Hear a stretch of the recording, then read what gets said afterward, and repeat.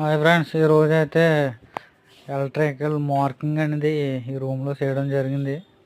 Present electrical గాలి కొట్టు ముందు ఇలాగ మనం మార్కింగ్ చేసుకుంటే, ముందుగా మనం ఏ విధంగా అయితే చేయాలనుకున్నా ఆ విధంగా గీసేసుకుంటే మనం అనుకున్నట్టుగా మనకి పాయింట్లు అనేది కరెక్ట్గా కటింగ్ అవుతుంది.